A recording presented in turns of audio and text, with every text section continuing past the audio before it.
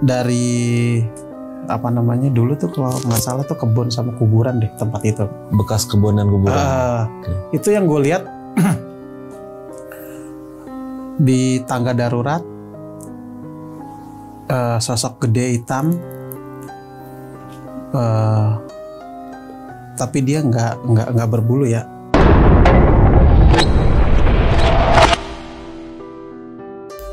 Begitu gue bayar, ngeluarin duit tuh 80.000. Ih, ada 100 ribuan lagi. Kaget dong. Langsung otak gue jahat. Jangan-jangan ya kan? Jangan-jangan ini uang biang. Namanya uang biang. Uang biang itu apa ya? Gue nggak tahu sih, maksudnya itu asal usulnya dari mana gitu ya. Jadi gue sebelumnya tuh pernah punya dari abang gue uang biang itu. Uang yang nggak pernah habis dipakai.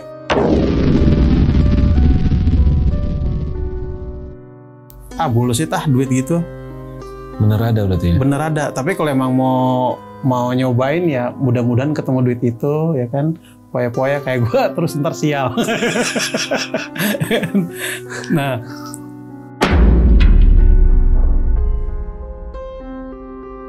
dia adanya di atas loker kedua. Dari gue masuk pintu itu dia ada di 1, 2. Nah ini adanya di atas gini. Dia tangannya begini dia. Nah itu jam 10 kurang 15. Karena gue masuk kerja tuh jam 10. Itu jam 10.15 gue ketemu tangan itu. Sempat kaget tuh. Wah ada tangan ya. Gue yakin wah tangan gak jelas nih. Gak lama sosok kakek-kakek itu datang lagi. Duduk di pantry. Cuma duduk begini, nengok begini. Nah, pas gue perhatiin emang tangannya nggak ada sebelah.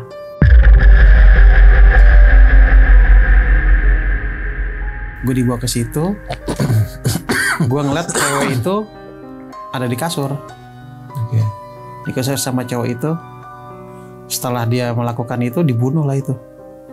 Si cewek ini? Si cewek ini dibunuh.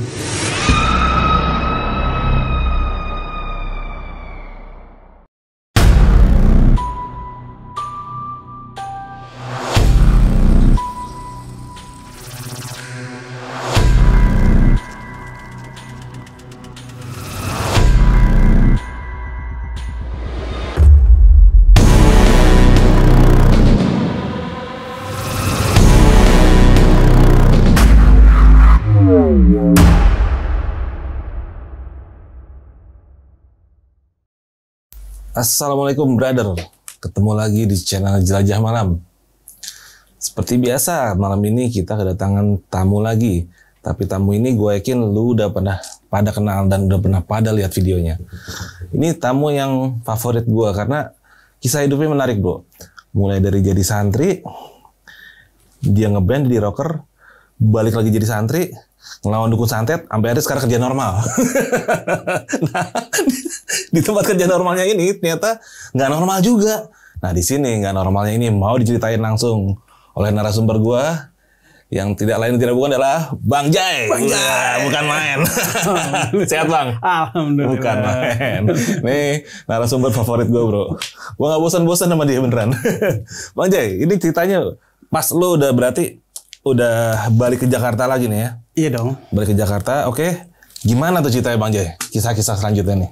Kisahnya bermula 2014. 2014. Oke. 2014 tuh gue kerja di sebuah perusahaan Jepang. Oke. Gue ditawarin sama sahib gue kerja di sono. Ada lowongan nih, masuk dah biar kerja bareng gitu. Ya udah, nanti gue ke sono gitu. Begitu di sono, nunggu di ruang interview tuh, itu lumayan sih, ada sekitar setengah hari gue nunggu tuh belum dipanggil interview. Terus kayaknya ada yang janggal nih tempat gitu kan. Kok jadi setiap gue di mana tempat itu kayaknya kayak ada yang janggal gitu. Janggalnya gimana? Kayak dimerhatiin terus. Jadi kayak gue diperhatiin gitu, gue tahu kayak ada yang merhatiin gitu, apalagi cewek cakep. Asik. Nih merhatiin bukan cewek cakep ini. Nih sosok tua renta, bajunya compang-camping. Cowok cewek? Cowok. Oke. Tua renta, bajunya compang-camping. Itu duduk di samping sofa yang gue tunggu buat interview. Dan itu baunya amis banget. Itu kalau nggak salah, gue masih inget tuh tanggalnya 22 April 2014. Itu gue inget. Itu duduk di samping gue, tapi dia nggak ngomong tuh. Duduk nunduk. Sesekali nengok begini, ntar begini lagi, ntar begini. Ya begitu aja sampai dia kelar. Nggak ngomong dia, nggak ngomong. Sampai akhirnya gue diterima tuh di kantor itu. Terima. Soeb gue bilang gini, kapan lu bisa masuk? Secepatnya lah. Oke, nanti tanggal sekian lu masuk ya gitu. Udah begitu hari pertama masuk, biasalah namanya karyawan baru ya, kamar mandi dulu dong, cuci muka, kan rambut dibasah-basahin gitu. Gue nemu sebuah fenomena aneh sih, menurut gue tuh anehnya nggak wajar. Kenapa tuh? Karena yang gue cium tuh bau bakaran, bau bakaran. Itu di lantai 3 tempat kantor gue nih, di lantai 3 itu di WC itu gue nyium bau bakaran. Itu sangit banget baunya. Maksudnya bakaran daging atau gimana? Seperti itu. Oke, bau daging kebakar. Kayak daging kepala kambing gitu, kayak dibakar. Sangit banget kayak gitu. Itu tadinya sih nggak mau nengok gue ke kamar mandi itu. Maksudnya kan kalau kamar mandi kantor tuh kan bawahnya pasti ada space. Jadi bawahnya nggak rapat kan, space. Jadi kalau kita ngelongok gini tuh pun kelihatan ada orang. Itu kaki 2 begini. Warnanya hitam. Nggak pakai sendal? Nggak pakai sendal. Dan itu kayak ada darah-darah begitu. Jadi kayak kekupas begitu. Oh, oke, bekas kebakar. Iya. Oke. Nah itu. Begitu sempat nengok, anjir apaan tuh? Cuma namanya udah biasa kayak begitu-begituan kan, jadi nggak terlalu kaget lah. Maksudnya santai lah. Maksudnya nggak angker gitu. Maksudnya kalau bahasa metal tuh nggak gahar gitu. Wujudnya nggak gahar gitu kan. Masih kalem gitu. Oke, masuk, terima. Des. Itu hari pertama gue ditandem tuh sama orang sono, orang lamanya. Gue ditandem 2 minggu tuh, gue di kantor tuh, di dalam tuh. Gue nggak mana-mana. Nah, di jenjang waktu 2 minggu itu banyak hal yang ibarat kata menurut gue tuh udah harusnya itu tempat itu emang bukan buat kita. Maksudnya? Jadi kalau gue ngeliat tuh kayak apa ya? Jadi tuh tempat itu udah ada mereka dulu. Oh, udah ada penghuninya. Iya, terus mungkin dari apa namanya dulu tuh kalau nggak salah tuh kebun sama kuburan deh tempat itu. Bekas kebun dan kuburan. Itu yang gue lihat di tangga darurat, sosok gede hitam, tapi dia nggak berbulu ya. Jadi wujudnya kayak binatang. Wujudnya kayak binatang tuh gede. Itu adanya di tangga darurat tuh. Dan itu gue taunya pas ketika istirahat. Karena siang istirahat. Nah, istirahat siang itu kan harusnya kan pada di pantry ya. Nah, saking penuhnya, sini aja Jay, tangga darurat aja kita makan di situ. Nah, posisi kan gue bawa bekal. Begitu gue duduk, tuh pala. Jadi tangga nih, dia ada di bawah tangga itu. Itu wujudnya kepala. Kepala apa nih? Kepala binatang. Cuman gue nggak bisa apa ya? Kalau bisa gue inin seperti kerbau. Cuman hidungnya bukan hidung kerbau, kayak hidung kelelawar gitu, agak lancip begini. Oke. Dan dia tuh tanduknya ke bawah begini.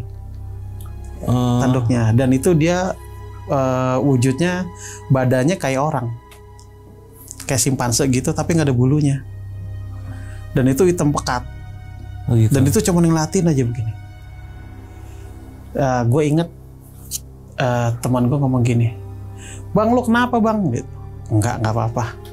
Pindah yuk makanya gitu. Karena yang gue cium itu baunya nggak enak. Baunya kayak bau kecut-kecut. Gimana sih? Busuk sih nggak, jadi kecut aja. Kayak apa sih? Kalau binatang kayak belalang tuh yang baunya kecut banget tuh. Walang sangit. Walang sangit.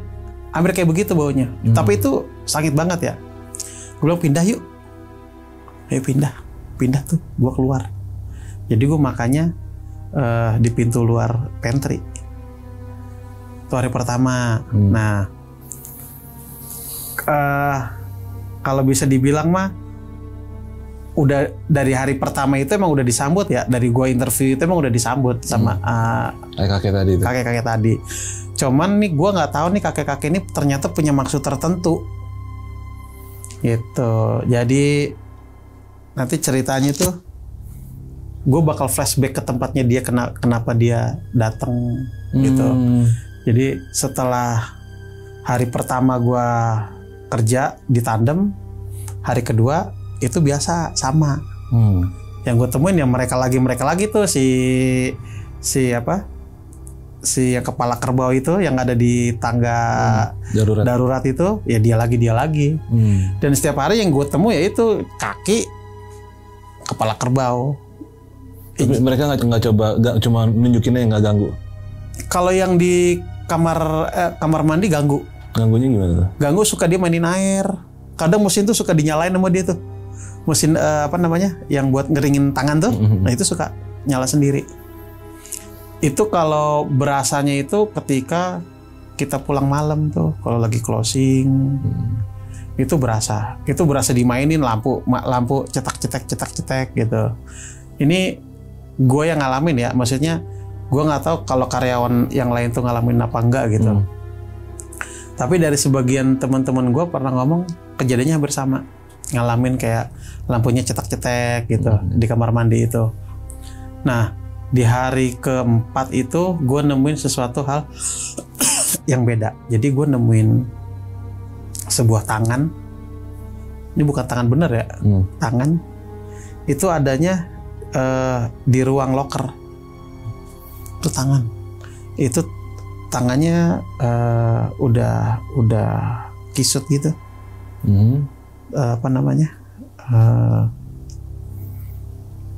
Kayak tangan kakek-kakek itu kayaknya sih. Keriput gitu. Terus dia adanya di atas loker kedua. Dari gua masuk pintu itu dia ada di 1, 2. Nah ini adanya di atas begini. Dia tangannya begini dia. Nah itu jam 10 kurang 15. Karena gue masuk kerja tuh jam 10. Itu jam 10.15 gue ketemu tangan itu, sempat kaget tuh. Ada tangan ya. Gue yakin tangan gak jelas nih. Gak lama sosok kakek-kakek itu datang lagi. Duduk di pantry. Cuma duduk begini, nengok begini. Nah, pas gue perhatiin emang tangannya nggak ada sebelah. Tangan si kakek-kakek? Kakek itu nggak ada sebelah.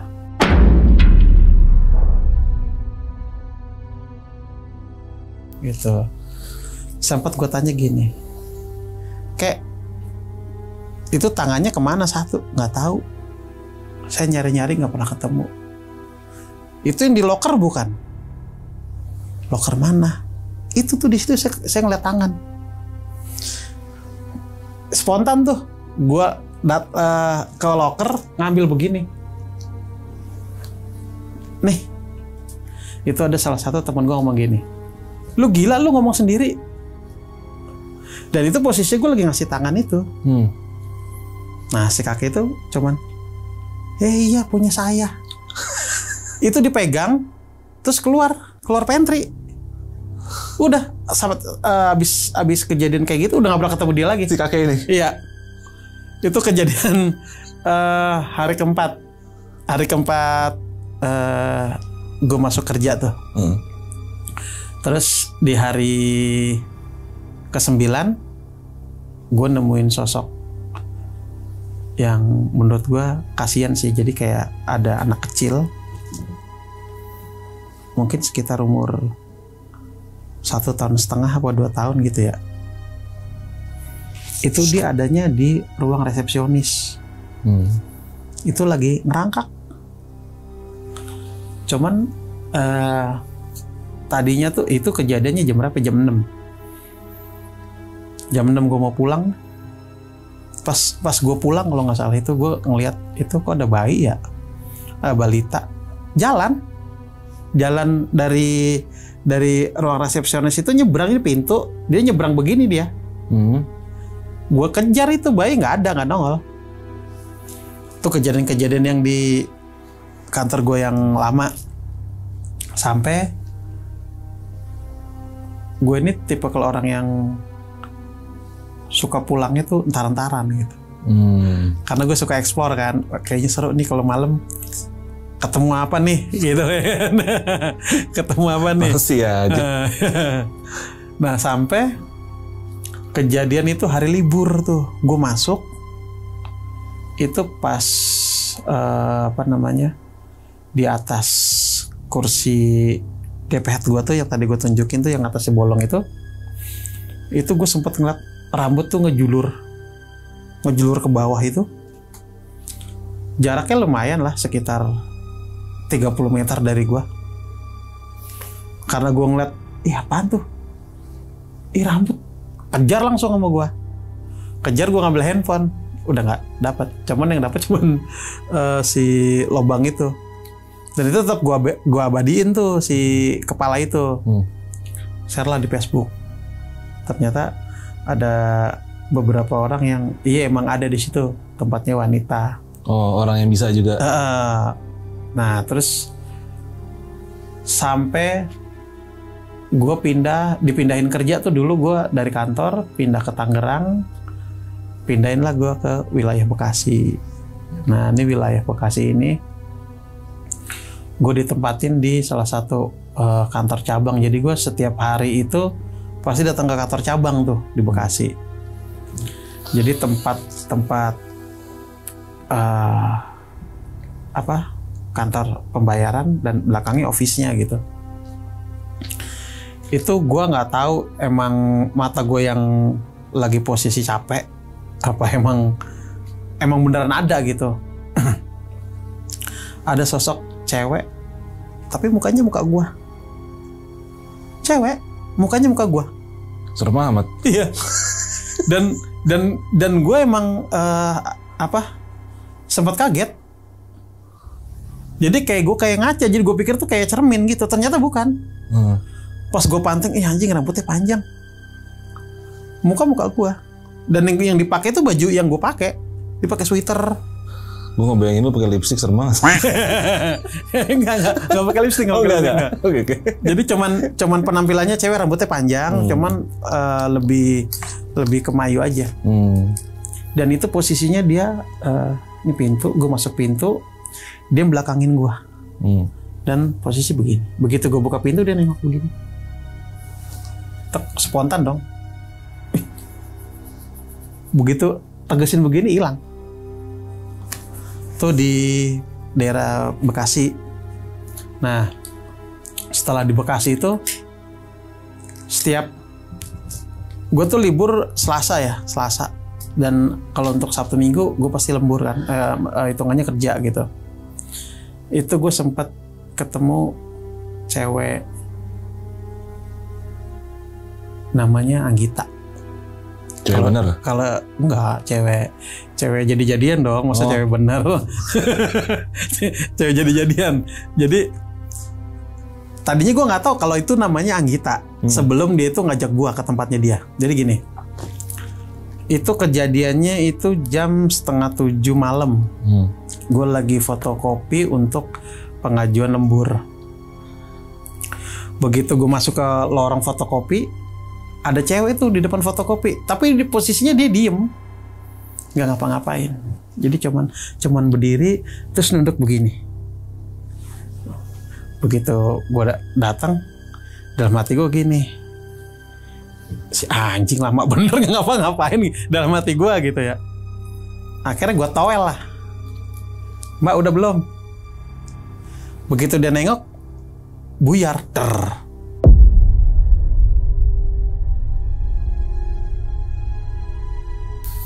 Nah mulai tuh, oh jangan-jangan yang diceritain orang-orang nih, cewek baju ungu gitu. Dan hari berikutnya ketemu dia lagi tuh.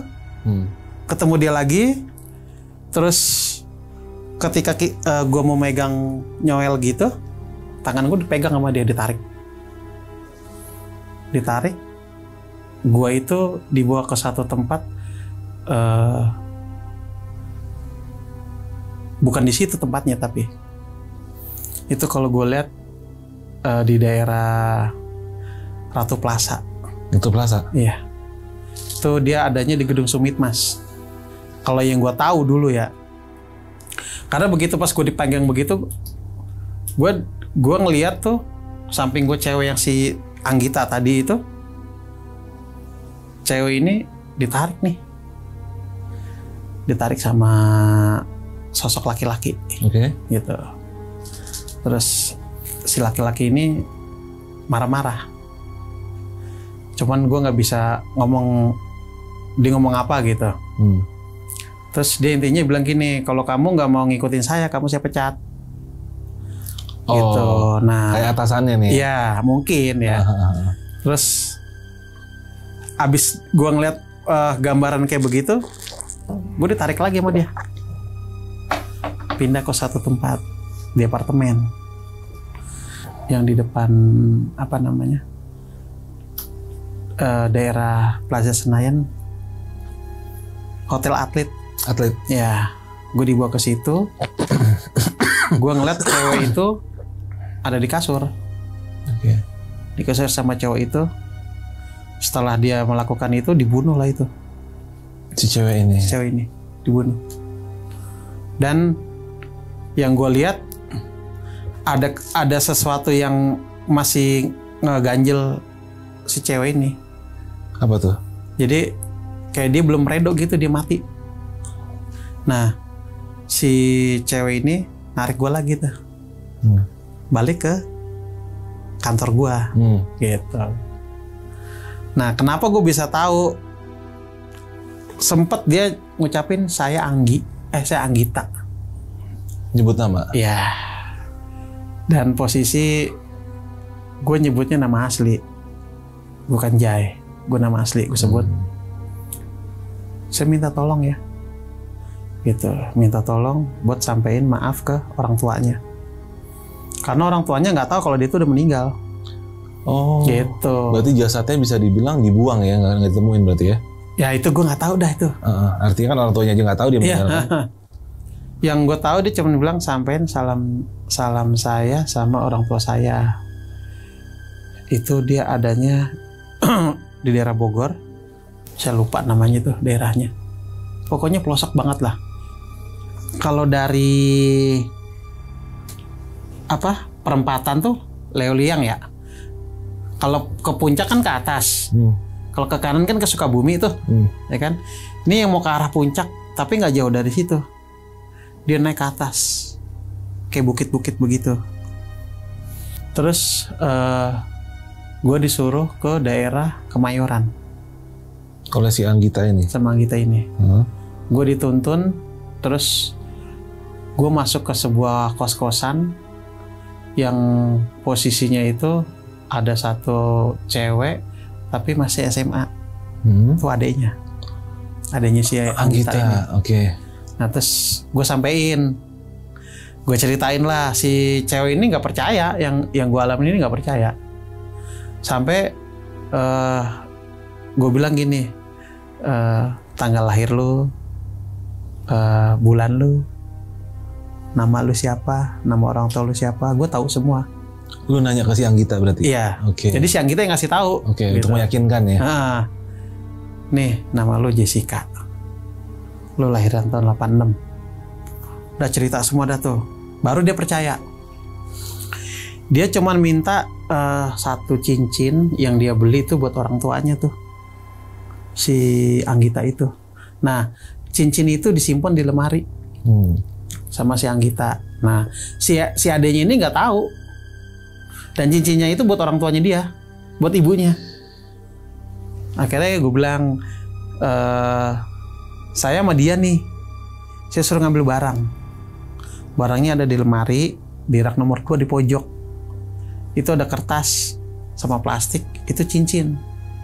Saya suruh ngasih ke orang tua kamu gitu. Begitu diperiksa, ada itu. Bener ada. Itu apa ya, ngerasa keren dah. Maksudnya gue ngebantu apa namanya, ya mungkin bukan si Anggitanya ya, maksudnya rohnya gitu. Mungkin entah si Korinnya entah ini gitu. Ya udah, bisa pulang nggak? Saya cuma dikasih mandat, cuman suruh ngasih cincin ini ke orang tua kamu. Gitu. Nah, sempat ada omongan gini. Udah, adik lo aja ngasih. Gitu. Karena kan posisi berat di ongkos. Kan? Berat di ongkos. Terus gue harus nyari alamat. Ya kan? Terus si Anggita kekeh. Udah, sama adik saya aja. Gitu. Mau gak mau lah. Akhirnya gue berdua sama si adiknya Anggita. Gue ketemu sama orang tuanya itu tinggal ibunya doang. Udah tua banget tuh, kasihan. Jadi gue kasih cincinnya itu, tadinya nggak paham si orang tua itu. Cuman gue sampein, gue bilang sama adeknya, tolong sampein deh gitu. Karena kan gue nggak bisa bahasa Sunda. Karena si ibu ini ngomongnya Sunda gitu. Gue ngerti, cuman ya nggak bisa lancar gitu. Akhirnya dijelasin lah. Terus nangis ketika tahu anaknya udah meninggal gitu. Cuman gue bilang, gue nggak tahu jasadnya di mana. Cuman gue disuruh ini doang. Udah tuh. Sampai balik lagi. Sampai sekarang si Jessica ini masih berhubungan baik sama gue gitu. Dan dia kerjanya di kantor itu juga sekarang. Masih di kantor itu. Jadi masuk lewat ini. Dan itu masih ada. Jadi sekarang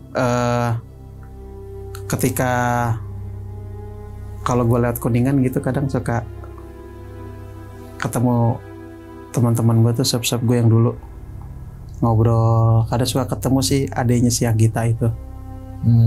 Paling, Mas, mampir. Iya. Play sebenarnya cuma lewat doang kan, namanya juga lagi cari duit gitu.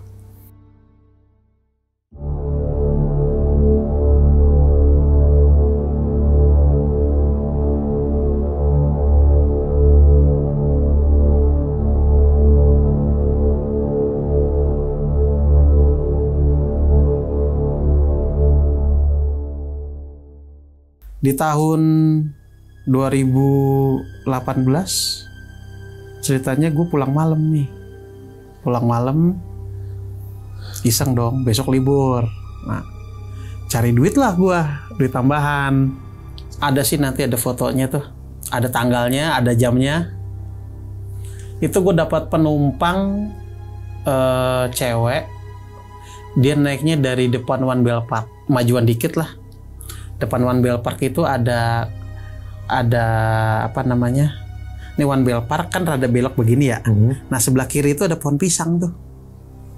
Ada pohon-pohon pisang di situ. Gue di stop sama cewek. Lu lagi pulang itu? Lagi arah pulang, tapi emang lagi nyari duit. Maksudnya emang jadi sekalian pulang, kalau dapat kemana ya udah ngikutin aja gitu. Oh, kayak bawa Grab gitu. Ya. Oke. Grab tit gitu. Kayak sensor. Iya. Oke. Ntar enak dia. Nah, enak dia. Di stop lah gue. Bang, ojol ya? Iya. Mau anterin saya nggak ke Lereng? Ayo. Karena gue mikirnya itu ya elah sejalan kan. Gue mau pulang ke Sawangan. Lereng Cinere. Iya. Nah, ya udahlah. Yang gue inget itu ceweknya tubuhnya gempal. Kalau bahasa sekarang mah montok lah, botoh. Nah, rambutnya panjang, pakai baju putih kaos sama celana jean. Dia berhentiin gue pikir ya udah berapa bang, terserah lah, gampang itu mah, sekasihnya gitu. Begitu dia naik, gue mulai berasa tuh, anjir motor gue berat. Vario 150 ya, dinaikin cewek masa iya jomplang begini kan. Mulai curiga nih, wah berat nih. Wah biarin deh, jalan pelan-pelan. Nah masuklah jalan lereng tuh Cinere. Itu kan kalau kita mau ke Pondok Cabe kan dia nanjak tuh. Jadi sebelum South City kita belok kiri. Kiri ya. Nah, kan turunan tuh. Turunan dulu tuh yang parkiran kecek-kecek. Ya.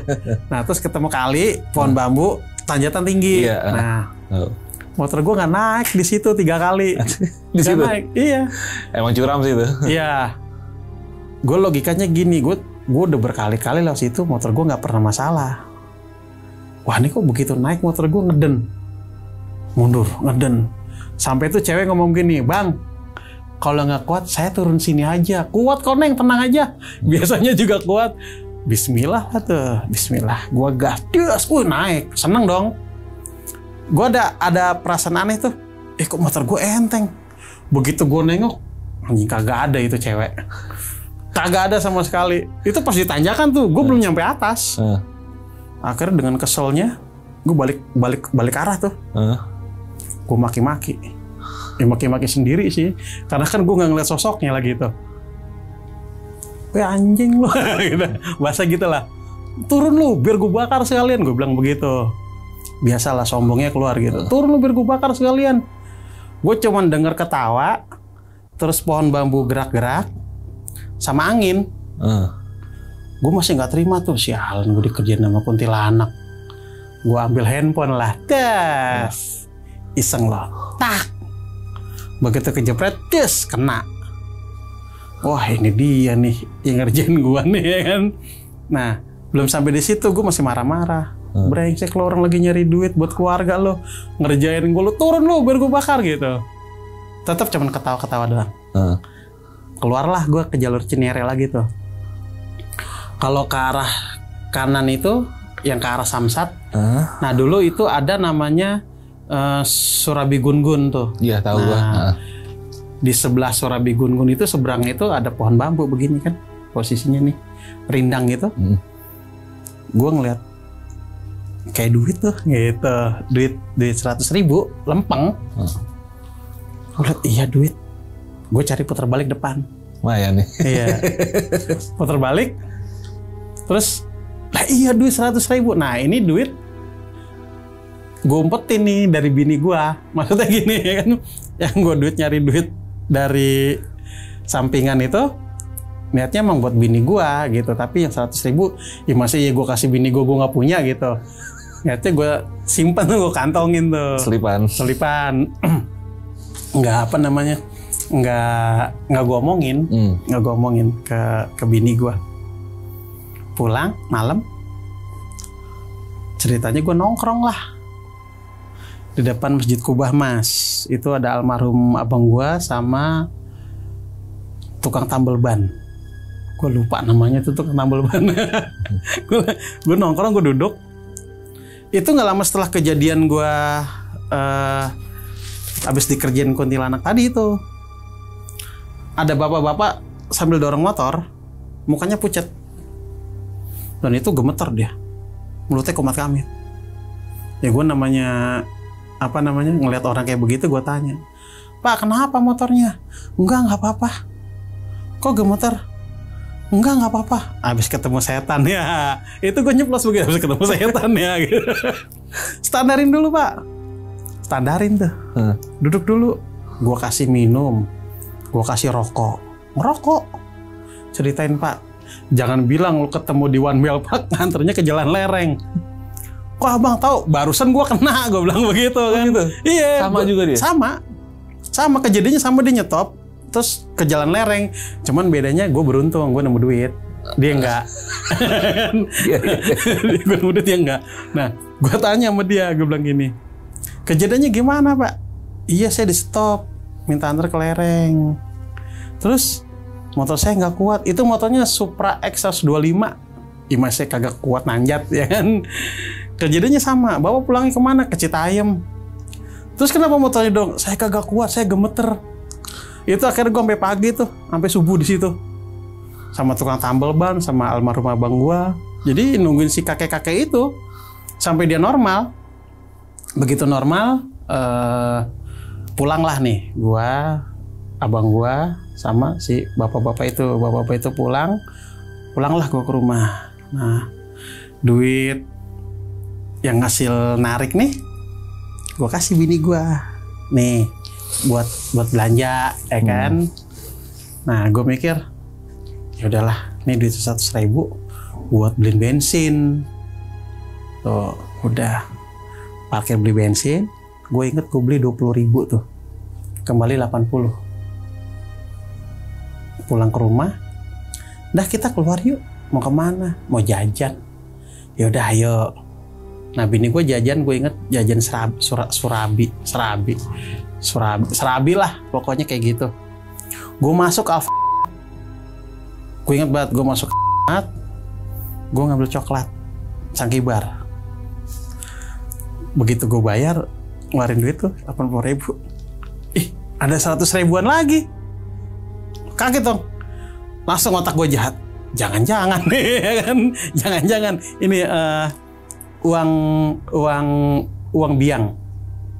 Namanya uang biang. Uang biang itu apa ya? Gue nggak tahu sih, maksudnya itu asal usulnya dari mana gitu ya.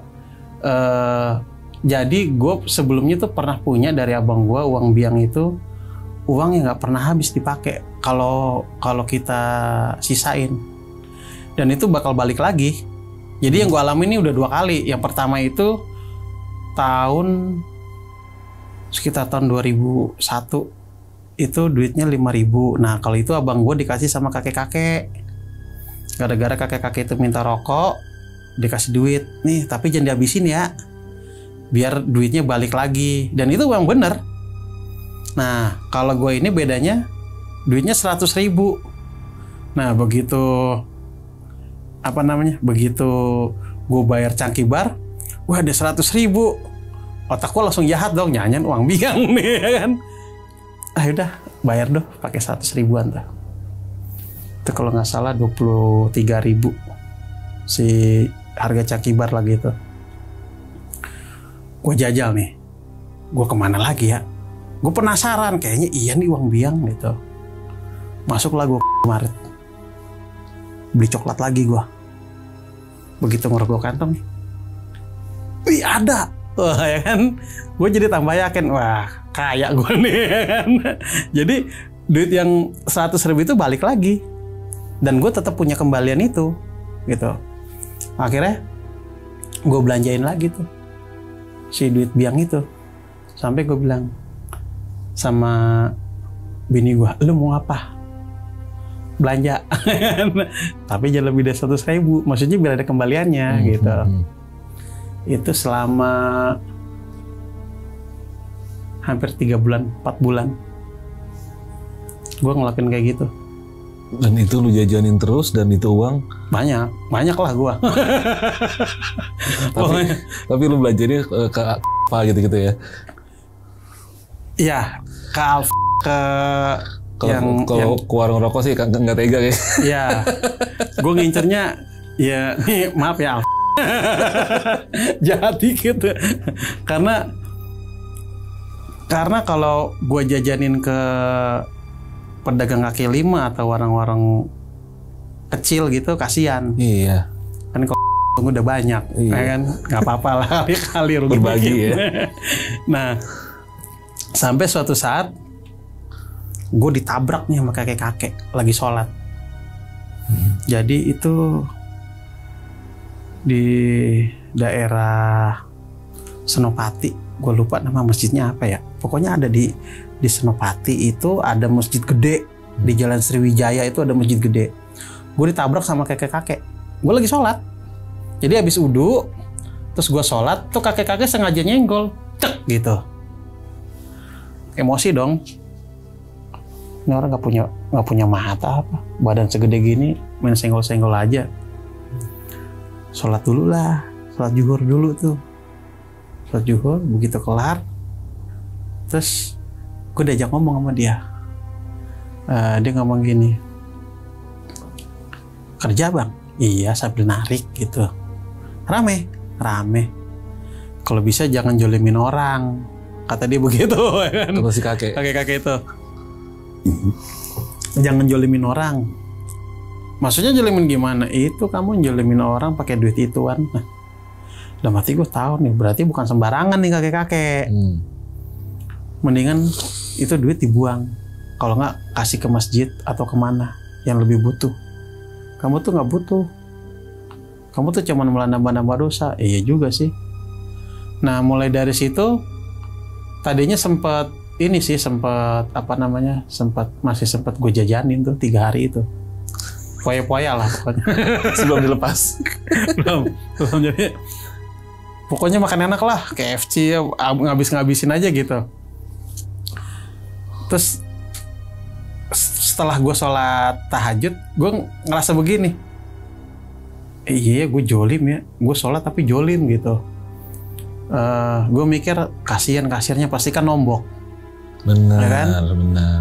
Nah, terus gue mikir, oh iya juga ya. Nah, tanpa pikir panjang, paginya gue kasih duit itu ke masjid yang ada di Tiga Putra tuh, yang sekarang lagi dibangun. Yang kalau malam ada pasar malam tuh, itu kan ada masjid yang lagi dibangun. Itu gue kasih ke situ tuh. Si duit 100.000 itu. Dan itu udah berakhir lah. Foya-foyanya. Foya-foyanya berakhir. Gila. Wah, gila. Tapi itu lu berarti kalau lu total tuh lu udah ada beberapa juta tuh kira-kira lu puter-puter dari 100.000 itu. Karena gue kalau belanja itu nggak lebih dari 30.000. Oh gitu? Iya.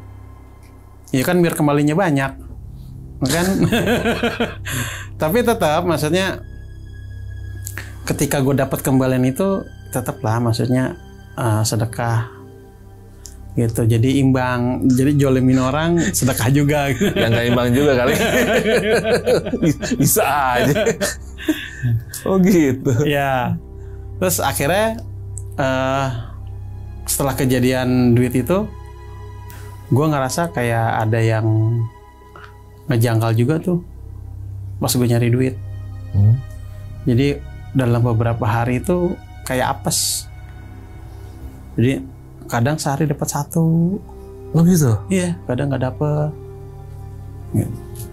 Kena apesnya ya? Iya, mungkin yang gue nggak tahu. Entah itu duit gue yang di masa datang atau emang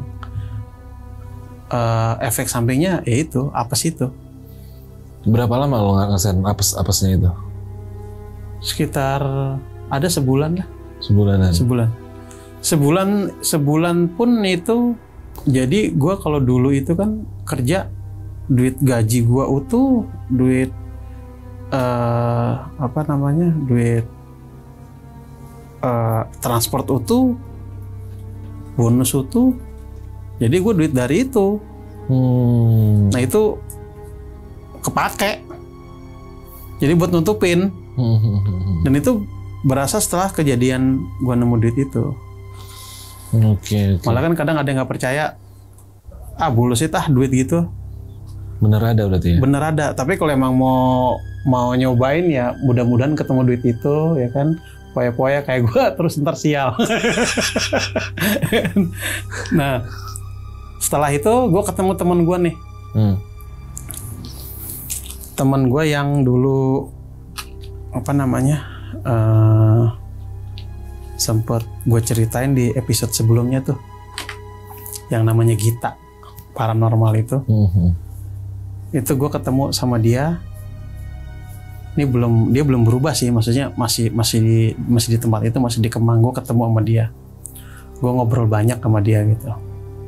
Terus ceritanya gue ditanya sama dia gini, Jai, lu masih suka ngeliat-ngeliat begituan nggak? Masih.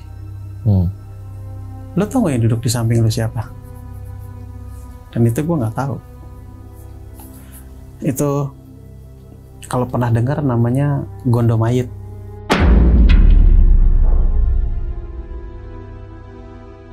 Apa itu?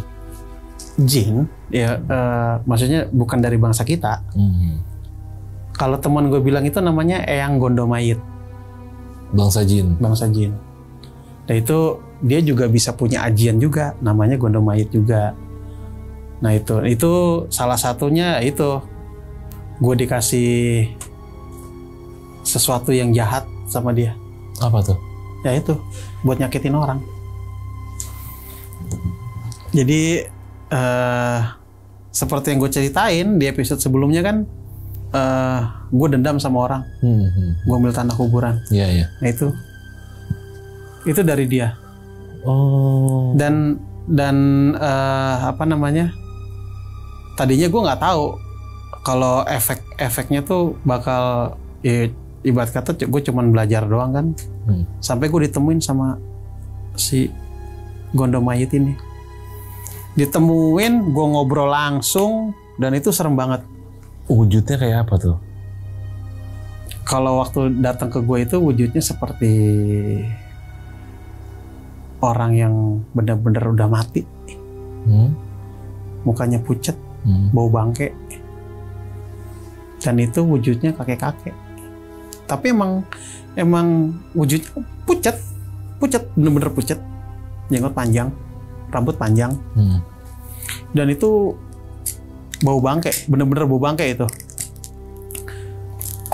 Dan itu gue nggak tahu dia duduk di samping gue. Jadi pas gue ketemu sama teman gue itu, gue silaturahmi, terus tiba-tiba, lo tau nggak yang duduk di samping lo siapa? Nggak tahu, nggak ada, gue nggak ngeliat. Ada. Berarti lo belum bisa ngeliat dia, Jay. Gitu. Kasih unjuk dah siapa. Begitu dibuka, nengok, kakek-kakek. Tapi baunya busuk. Gitu. Terus dia jabat tangan gue. Jabat tangan dan itu tangannya kayak es. Dingin banget. Terus ketika gue salaman itu kayak berlendir gitu.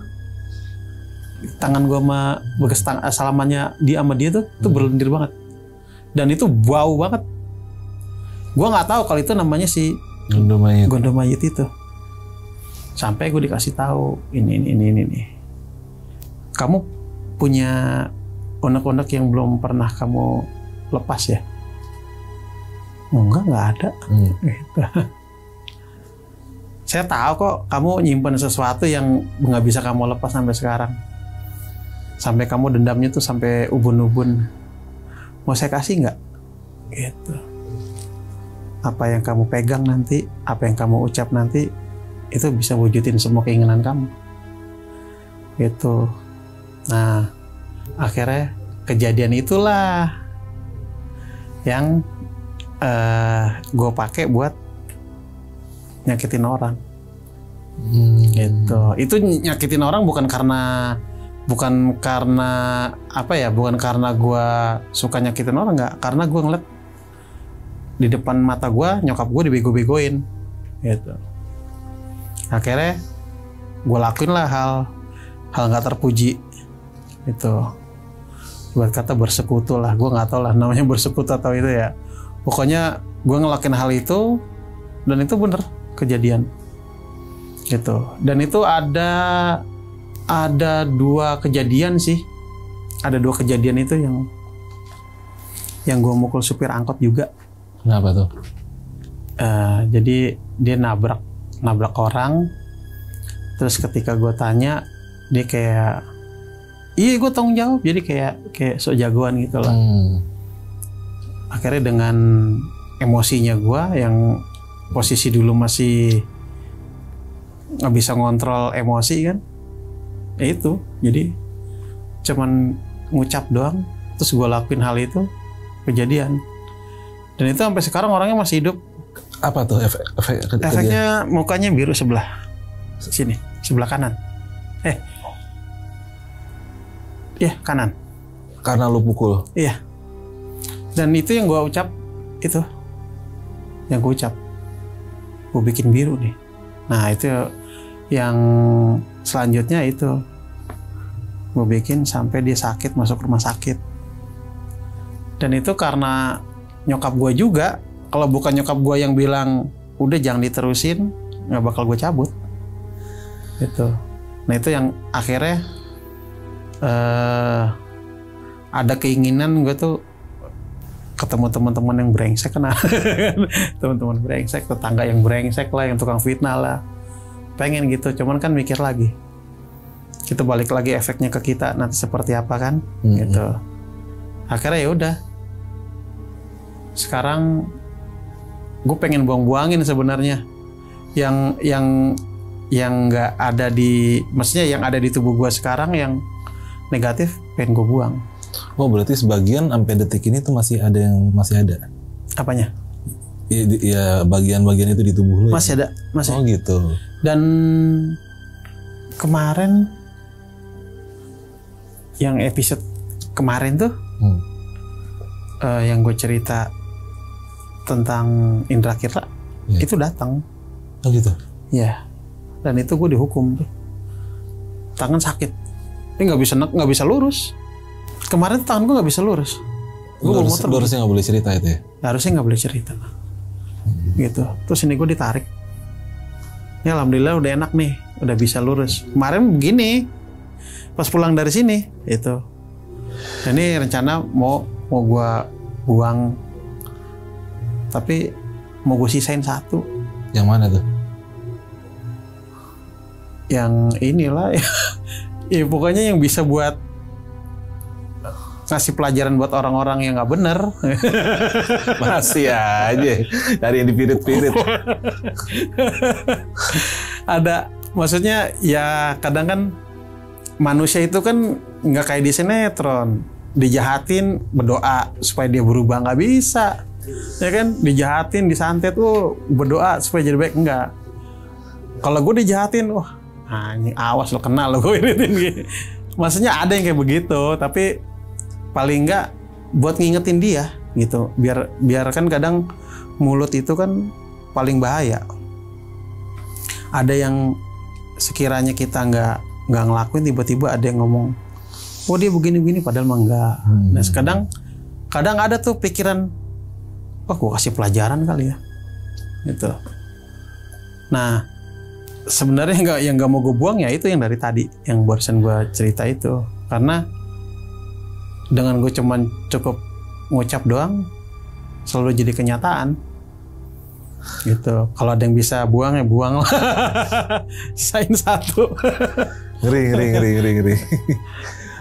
Oke, ini Bang Jay seru juga ya. Jadi ini ceritanya dia dari gue ikutin dari awal, dari dia kecil sampai dia ke Jakarta, sampai dia berguru, sampai dia sekarang, sampai dia kesini, sampai dia mau buang, bro. Bahkan ini bisa dibilang nih sampai hari ini lu berniat untuk ngebuang itu ya? Iya, ngebuang. Karena bagi gue cukup pertolongan Allah yang pengen gue pegang. Ya kadang kan gue juga manusia juga. Maksudnya ada di mana gue tuh nggak sabaran berdoa nunggu ini, ya kan? Allah kan nggak mungkin ngejabah orang yang doanya jelek, ya kan? Doanya harus bagus-bagus. Ya Allah, sadarkanlah ia, jadi sadarkan. Dijabah kalau ya Allah kasih dia kecelakaan, kan nggak mungkin dikabulin kan? Pasti ditolak. Nah itu. Kadang ya ada ininya lah, ada melenceng-melenceng dikit lah, nggak apa-apa sih kalau kayak gitu mah. Siap. Nah Bang Jay, gue pengen nanya nih, ibaratnya lu malang melintang lah ibaratnya di dunia jalanan ya selama ini, pernah nggak pengalaman lu dibikin malu nih di depan teman-teman lu dengan caranya yang gimana? Gue pengen tahu, pernah nggak lu ngalamin? Ada sih, dulu itu di terminal Blok M. Jalur berapa? Itu posisi di jalur 5. Jalur 5. Dulu jalur 5 itu kejadiannya sore. Jadi gue lagi di terminal, lagi di bis. Ceritanya lagi ngamen gue nih, lagi ikut makan. Begitu gue naik bis, biasa kan pembukaan, Assalamualaikum gitu. Begitu gue ngeliat, depan tuh mak gue lagi duduk melotot, terus turun dijewer gue. Pulang, kagak pulang, mau jadi apaan? Iya bu, iya pulang gitu. Dan itu satu terminal ketawa semua ngeliatin gua. Teman-teman lo orang terminal itu. Teman-teman gua, adik-adikan gua, ya begitulah ngetawain gua. Dijewer gue suruh pulang ya karena kan balik lagi mau sehebatnya orang namanya sama orang tua tuh harus tunduk ya mau kayak bagaimana ya tetap tunduk. Betul. Mau sehebat ilmu lu, sejago ilmu lu jago ngaji, jago apapun, lu kaya, tetap sama orang tua harus tunduk gitu. Dan gua ya malu lah. Satu terminal gimana gue kagak malu diketawain kan. Tapi mau gimana karena orang tua nyuruh pulang ya udah gue pulang gitu. Dan itu emang bener-bener ya itulah orang tua harus diikutin. Nggak ada yang bisa ngalahin orang tua deh. Iya nggak ada yang bisa. Pokoknya itu levelnya udah mentok dah. Udah tertinggi tuh ya. Iya udah paling tinggi itu. Udah raja terakhir. Raja terakhir. Itu bro. Ternyata preman juga manusia, takut sama emak. Gue sangka gue doang takut sama emak. Preman juga takut sama emak. Oke Pak Jai, ini cerita keren sih. Ternyata dari sekian maksudnya kisah-kisah lo ya mungkin banyak lah yang bisa dibilang kelam bengis dan segala macam. Ternyata ya kita sebagai tetap seorang anak yang akan tetap tunduk sama orang tua ya. Itu pesan moral yang bagus banget bro. Setinggi-tingginya lu, sekuat-kuatnya lu, sehebat-hebatnya lu, jangan pernah berani ngelawan orang tua lu. Itu kunci untuk dunia akhirat. kayak kiai gue. Bener kan? Bener. Iya. Di Jewer main nurut kita. Oke Bang Jai, ini sebelum kita tutup nih, ada nggak pesan yang mau sampein buat yang nonton nih? Pesan-pesannya apa ya? Ayo apa? Pesan-pesannya di atas ilmu yang lebih tinggi, ada yang lebih tinggi lagi. Dan tetap raja terakhirnya emak lo. Itu final closing yang paling keren. Emak lo, emak nomor 1. Oke kalau gitu, gue Arfi dari Jelajah Malam dan Bang Jai, kita pamit dulu Bang Jai ya. Ya Thank you banyak untuk semuanya yang udah nonton. Assalamualaikum warahmatullahi wabarakatuh. Sampai ketemu lagi. Jadi matiin dulu biarin. Ada yang datang.